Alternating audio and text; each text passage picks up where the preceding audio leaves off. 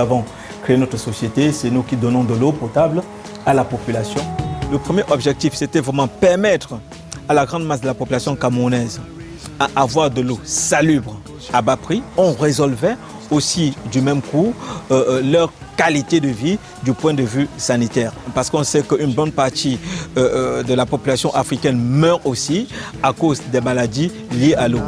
Le deuxième objectif aussi, c'était vraiment lutter contre la pauvreté en générant des emplois pour des Camerounais qui en avaient vraiment besoin. Monsieur Onga, c'est l'un des premiers grossistes de la maison.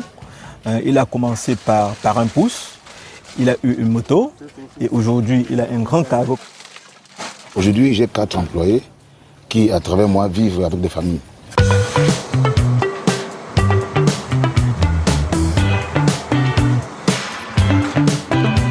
Nous avons 3 lignes de production. Il y a une ligne de production pour les eaux en sachet, une ligne pour les eaux dans des verres plastiques et une ligne pour les jus en sachet.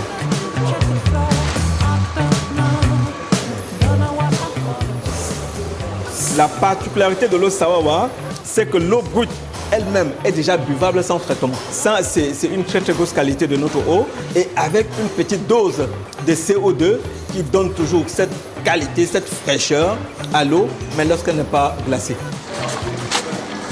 En eau de source, pour l'instant, nous avons une capacité de près de 10 000 sachets heure, donc par jour, nous pouvons faire dans les 100 000 sachets.